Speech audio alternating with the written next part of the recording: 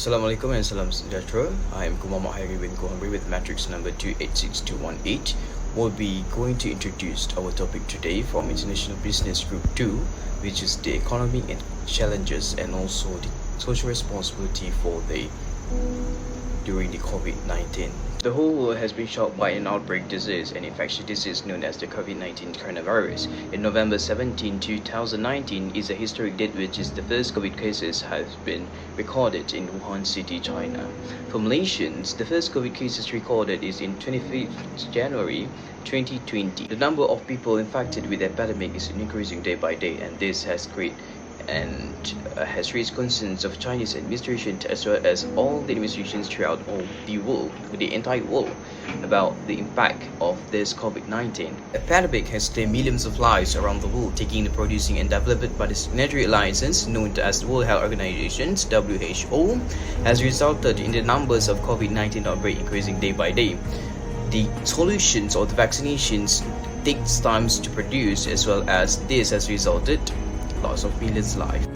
The impact in the terms of public health has resulted in stunned market cycles of import and export trade processes affected, as well as purchasing power levels affected and income cycle affected, and this has resulted in high unemployment rate, which is initially in 2020 according to the IMF in the International Monetary Fund. There is unemployment rate is at 11%.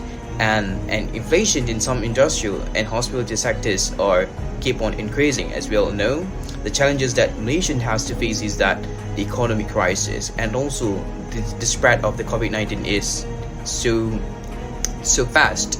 World Health Organizations has collected all the physicians and all the doctors, all the experts throughout all the world in order to find the best, the solutions, or known as the vaccines in today's era, known as the vaccines, to stop this pandemic of COVID-19 from spreading, as well as they also provided PPE, all the needs throughout all the world.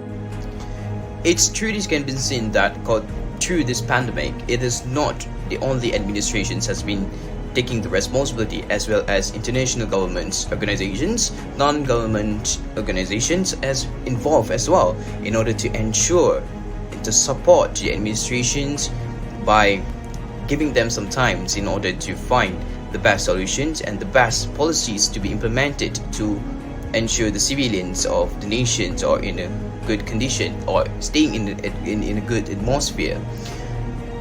This shows how social responsibility are being implemented and being planted in each and every individuals in taking the responsibility together as a community that fight together against this COVID-19. As I mentioned earlier about the economic crisis, it is the biggest challenges facing not just in Malaysia as well as all the countries throughout all the world, which is according to the statistics shows that after the Second World War, this is the most crucial condition, economic crisis had happened throughout the entire world.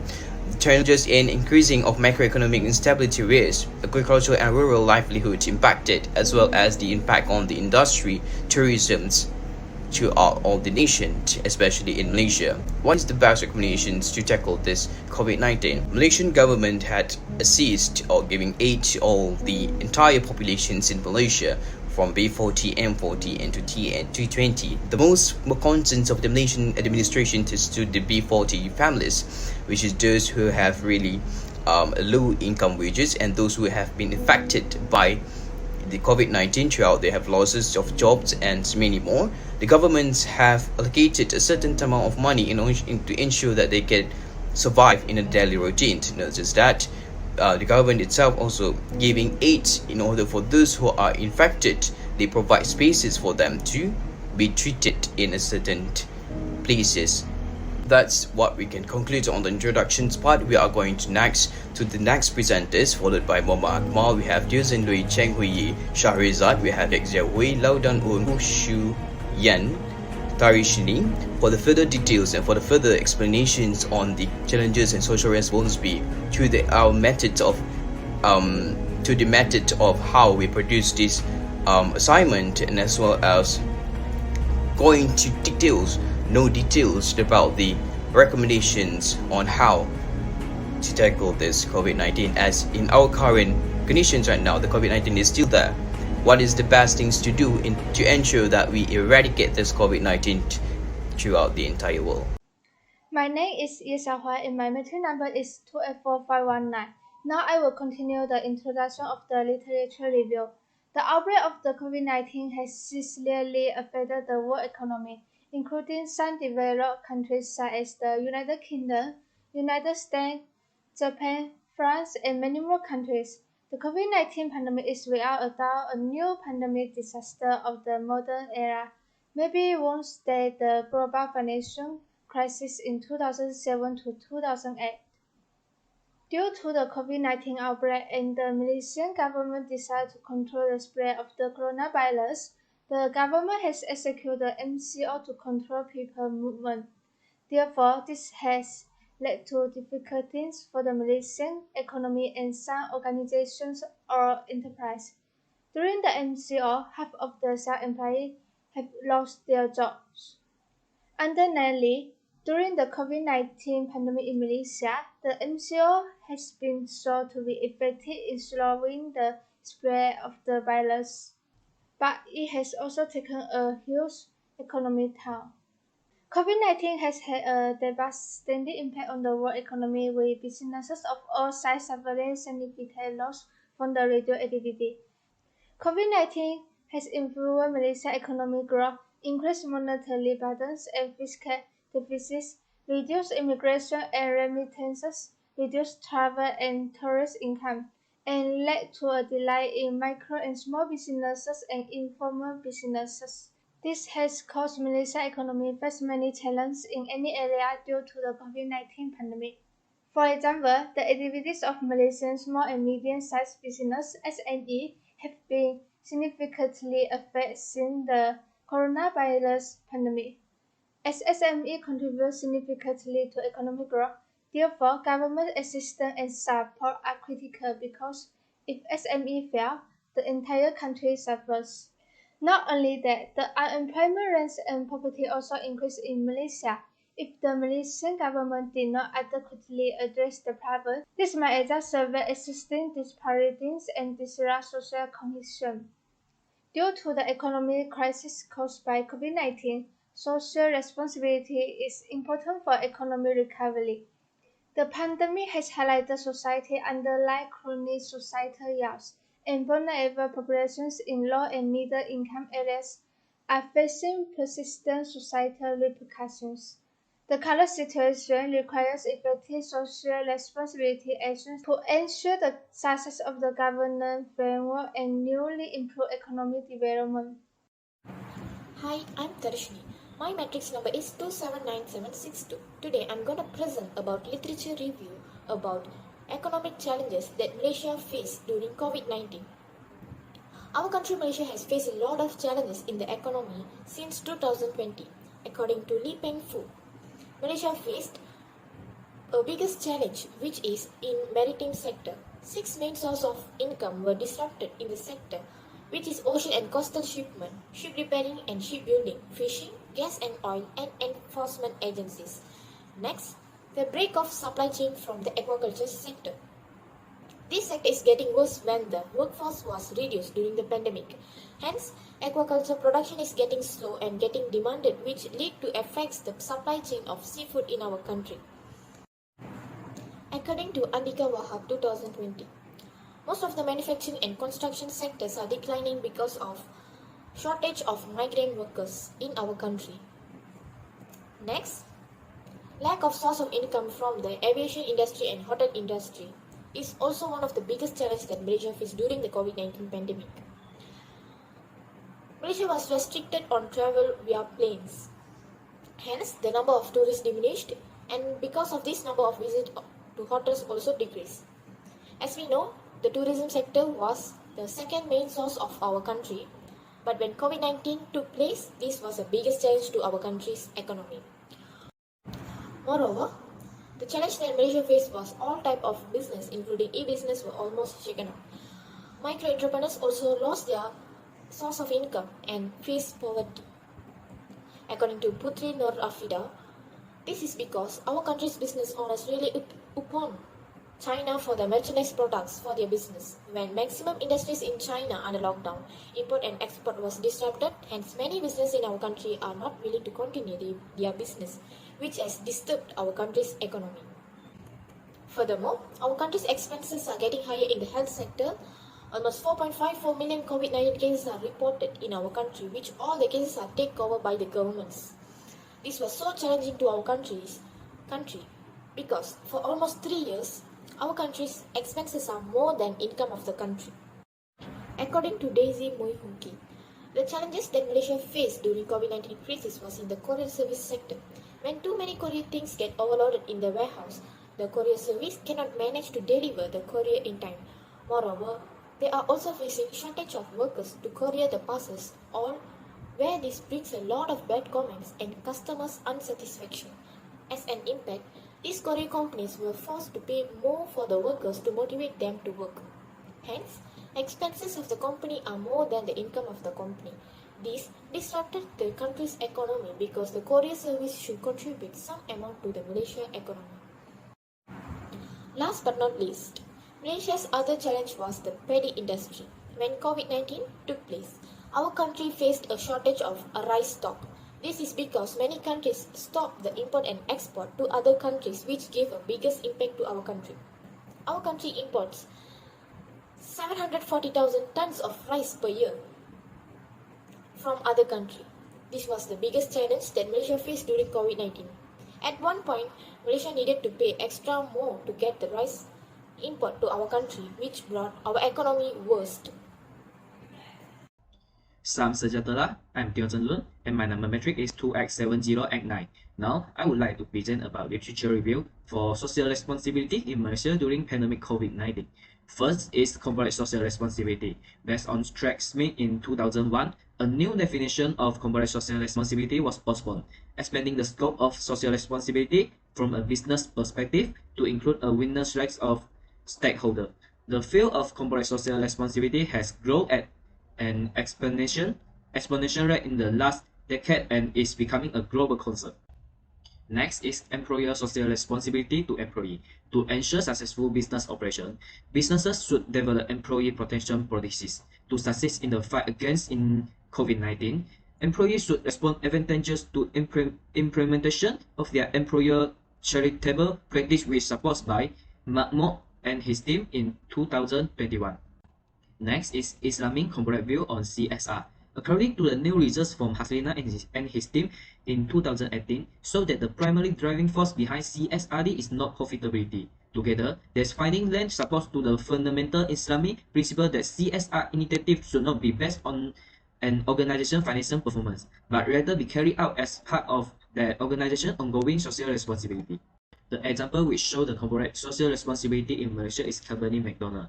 So through the results from Kit and his team in 2021, COVID-19 outbreak has had some effect on Malaysian McDonald's sales. Sales at McDonald's have suffered. In comparison to before the outbreak, there are a fewer drop now. McDonald's invests on hygienic supplies, including masks and hand sanitizer to safeguard for customer and staff. This has boosted McDonald's operating expenditure. Due to financial issue, COVID-19 will lose a significant number of franchise if the pandemic persists. That's all for me. I will pass to next presenter. Good day to Doctor and my fellow friends. My name is Cheng Hui Yee and my metric number is 284847. Now I present the methods and methodology. Research methodology is a systematic technique for collecting and evaluating data in the research process. While research methods are used to define the problem and gain insight into it, however, research methodology is a technique for analyzing the various procedures with logic, hypothesis, and explanation that researchers often adopt in studying their research question. Our team was involved in many discussions and planning in order to conduct these investigations successfully and quickly. Firstly, the expert crafted a research methodology and approach that would allow them to conduct a comprehensive investigation of the topic. The purpose of the study was clear as the researcher wanted to further discover the challenges of the economic crisis and social responsibility of COVID-19. In this study, the research method used to conduct this study was a secondary method. We will analyze the challenges of the economic crisis and the social responsibility of COVID-19 through secondary data collected from different governmental agencies, health organizations, and other sources. Secondary data are data obtained from existing sources or through intermediary media recorded by third parties. In order to support decision-making and provide evidence, we use quantitative research method to obtain data collection. The quantitative data we collected were in numerical form. With the quantitative data, we intercepted and identified significant data for analysis and calculated the total gross domestic products generated by tourism in Malaysia from 2019 to 2020. Next, sources of secondary data include website, government records, journals, and electronic newspaper. The first one is website.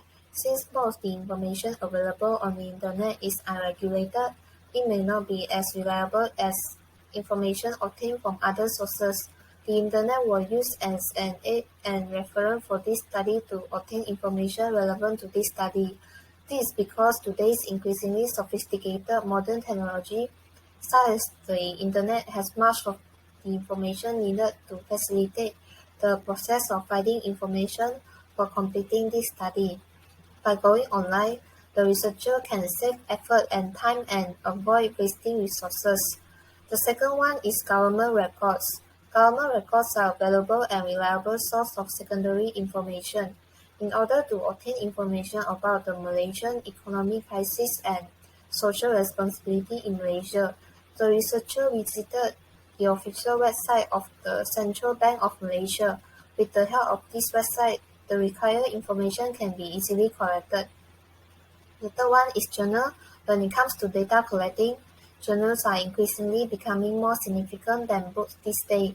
This is because journals are updated on a regular basis with new articles providing up-to-date information. In addition, when it comes to research, journals are generally more specialized. Articles related to the challenges of the economic crisis caused by the COVID-19 pandemic can be found in many journals. The last one is an electronic newspaper. In most circumstances, the information provided by newspaper is quite trustworthy. As a result, it is one of the most reliable sources of secondary data. Political, economic, and educational data are more typically found in newspaper than scientific data. As a result, electronic newspaper may not be the best source of scientific information. There are several trusted electronic newspapers in Malaysia, namely Berita Harian The Star and Sinar Harian. Assalamualaikum and selamat sejahtera. My name is Muhammad Akmal bin Yahaya and my metric number is 286980. I will be presenting about the challenges that the country faces during the pandemic crisis. Due to the virus, it could be said that 90% of the nations around the globe were terribly affected by the pandemic. The government implemented a lockdown to stop the virus from spreading due to the virus' quick spread throughout the world, including Malaysia itself. What transpires when a nation like Malaysia imposes a state of emergency? The flow of goods and services across the border was slowed down as numerous cross-border movements were stopped. As a result, Malaysia's goods and supply chain was disrupted and numerous domestic and foreign businesses incurred losses. It was terrible at the time since the economy's revenue growth stalled due to the market's inadequate cash flow. This resulted in a reduction in GDP, which translates into a decrease in per capita income, which would have an effect on the daily life of the Malaysian population as a whole. Inflation is one of the factors contributing to Malaysia's declining GDP. The loss of a currency's ability to buy goods and services is known as inflation. Consumer demand has increased as a result of the fall in international commerce, yet the production of products and services to meet those wants is constrained by the supply chain issue. This resulted in an increase in the price of goods and services in Malaysia, implying that customers' purchasing power was further eroded. In addition, the pandemic reduced trade volume as a result of the significant interruptions to Malaysia's supply chains and international and regional trade. Since many nations closed their borders during the shutdown, it cancelled imports requests from other nations. What occurs if a nation like Malaysia is unable to export its goods? Malaysia's revenue from service exports will drastically decline, as will the product's market value. Due to Malaysia's macroeconomic instability, the government there is likely to have a fiscal deficit, a situation in which government expenditure exceeds total nation income. when tax collection declines and recurring spending increases. During the COVID-19 pandemic, the agriculture value chains and individuals that depend on agriculture were adversely affected, as most people in South Asia, including Malaysia, are aware that they are supported by agriculture and allied activities. In South Asia region, agriculture employs a significant portion of the labor force, nearly 49% of the workforces in each nation. The rural economy, which is heavily dependent on agriculture, has been severely impacted as a result of the pandemic's limitation on cross-border trades. The main source of income for the nation, which is agriculture-related productions, has decreased as a result of the government's effort to contain the spread of COVID-19, including quarantine and restrictions on the movement of goods and services. In addition, many nations like Malaysia are facing a labor shortage as a result of limits on cross-border migration and lockdowns, particularly those with periods of peak seasonal labor demand or labor-intensive like industries. Like Malaysia, thus more employment will be lost as a result and the nation's output will decrease. Last but not least, the economy's growth will deteriorate. Good morning, Doctor. My name is Foo Xue Yan, metric number 2F4963. The next challenge is the impact on the tourism industry. Before COVID-19, tourism is the third largest contributor to Malaysia's GDP and provides a lot of jobs. With the onslaught of the COVID-19 pandemic, Malaysia is facing an unprecedented economic emergency that has hit virtually every industry, with tourism being one of the most affected. In 2019, tourism generated 102 billion of total GDP. The total value of growth was 7.9% and the total contributions to GDP was 6.7%. But in mid-December 2019, the outbreak of the COVID-19 made Malaysia have adopted a range of policy measures, particularly in tourism, where the government has closed its borders to tourists and visitors. These measures affected tourism and many industries, creating demand and supply side shock with serious economic consequences. For example, many hotels and restaurants have also temporarily closed or even shut down. Thus, this has resulted in the total GDP generated by tourism in Malaysia in 2020 being down 72%, which is 28.5 billion, as well as its total contribution to GDP also declined to 2%. Many people are facing an unemployment crisis as a result or have lost their job outright, which has led a rise in the country's unemployment rate and reduced state income. The social responsibility during COVID-19, which is government assistance to businesses. In Malaysia, small and medium-sized businesses in particular are key contributors to economic growth. However, the onslaught of the COVID-19 pandemic and the MCO has brought an unprecedented economic impact. Businesses are experiencing a dramatic drop in demand and supply, which have had several adverse effects. This has prompted the government to provide the necessary large-scale emergency support to businesses. For example, the Targeted Relief and Recovery Facility (TRRF) is Bank Malaysia's specific fund financing program for SMEs to recovery for SMEs impacted by the COVID-19. Electricity bill support is a utility and financial assistance for funds that are impacted by MCOs. Wage subsidy program is the financing assistance to help micro, small and medium-sized enterprises registered during the MCO to pay wages and salaries. Thus, the government must provide all kinds of the assistance to businesses so that they can continue to operate and the country's economy will not be affected too much. To overcome the economic crisis in Malaysia during the COVID-19 outbreak, various parties must play a role to ensure the smooth running of the Malaysian economic cycle and stability. For example, on behalf of the government, efforts such as allocating COVID-19 operating expenditure in the budget are one of the noble initiatives in ensuring that the Malaysian economic crisis recovers throughout the COVID-19 outbreaks. The government has allocated a total of Rm17 billion to ensure that the spread of COVID-19 does not hamper the development and management of the Malaysian economy. The government has set out Rm4 billion for the Ministry of Health, which is the only focus of COVID-19.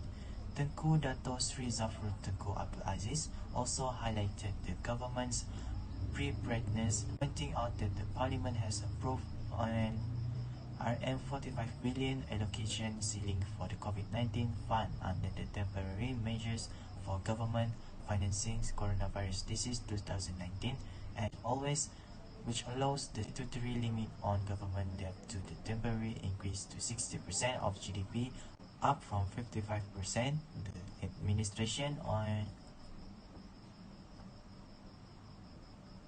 The administration wants the proposed modification in light of the recent wave of epidemics and the necessity to do so until 2020.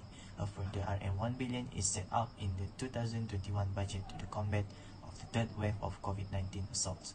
The Ministry of Health will get RM 475 million for the acquisition of reagent supplies, screening kits, and special consumables (MOH). RM 380 million for MOH frontline personnel's protective equipment (PPE) and disinfectant fluids. RM 150 million to the National Disaster Management Agency to coordinate COVID-19 response efforts. RM 50 million for equipment and laboratory test supplies procurement and COVID-19 special allowance of RM 600 per month to MOH frontline personnel until the threat of the pandemic is successfully overcome. Government has decided to introduce a one-time gift of RM 500 per person to recognize the contribution of frontline employees of the Ministry of Health, which is estimated to benefit 100,000 health workers. The government has been providing a COVID-19 special allowance of RM 600 per month to the frontline of the Ministry of Health, and it will continue until the pandemic danger is eliminated. According to Tengku Zafrul, the government has decided to broaden the area of tax exemption for medical treatment expenditures to include vaccine charges such as pneumococcal influenza and COVID-19 to encourage people to be vaccinated and limit the spread of illness. Only that, other efforts by the government to address the economic crisis during the COVID-19 outbreaks are to provide special assistance to the people. For example, channeling aid amounting to RM 4.6 billion to 3.8 billion people into poor category and B40 will help people who are experiencing difficulties in survival. The Malaysian government is always dedicated to ensuring that the help it provides benefits Malaysian households. Payment for BKC Phase 1 and 2 was complete in September and November 2021 with a total allocation of RM 3.4 billion for over 10 million beneficiaries. The RM 10,000 EPF withdrawal assistance approved by the government is also one of the government's initiatives to address the economic crisis during the COVID-19 outbreak. According to Datuk Shah Abdullah, Deputy Minister of Finance, although this withdrawal will have a short-term impact on the investment ability of the EPF organization, the guarantee of the retirement fund of 6.3 million contributors is still under control. Good morning, Doctor. My name is Dang Unn, and my metric number is 285988, and I will continue the conclusion and recommendation part. As the research has demonstrated, the main topic stated in the research is to point out the challenges and social responsibility of the COVID-19 economic crisis. To review the research, increasing macroeconomic instability risks are stated in the COVID-19 economic crisis challenges as the epidemic has an impact on 19% of countries worldwide. The flow of goods and services across the border was slowed down as numerous of cross-country border movements were stopped due to the lockdown action. For the recommendation, all the economic activity should get back to the operation as food and manufacturing industry need to maintain the basic functioning of the state and sustain the country economy. Agriculture and rural livelihoods are impacted by the COVID-19 economic crisis. Therefore, the implementation of the lockdown result in the repatriation of all foreign workers and caused the decline of the labor force in agriculture and rural livelihoods. Asian countries should involve in the anti-epidemic campaign to help the economy quickly return to normal, so the exported item could export to foreign nations and help the economy recover. There are also challenges faced by the tourism industry as it is the third largest major contribution to Malaysia's GDP. Due to the lockdown action, all the tourism industry has been forced to suspend business for a temporary period. Recommendation towards the tourism industry is to do some part-time job in temporary period so that it can stimulate the economic growth and to avoid the collapse of the business. Government assistance for business has taken the responsibility for improving the gross domestic product and creating additional employment possibility. To spur the economic recovery, the government assistance on business is providing a lot of initiatives such as Together Relief and Recovery Facility, loan repayment assistance instead and electricity bill support as well as wage subsidy program. The government has also ensured that the Malaysian economic crisis heals throughout the COVID-19 outbreak is assigning COVID-19 operating expenditure in the budget. For the recommendation, frontliners deserve more than 600 ringgit Malaysia to appreciate their dedication as they sacrifice their time and family and even risk their life to contribute to the society. Last but not least, the society responsibility contributed by the government is to give the public special assistance during the COVID-19 pandemic period. As the consequence, people can survive easily during the COVID-19 economic crisis as it can gain a helping hand from the government. That's all from us. Thank you.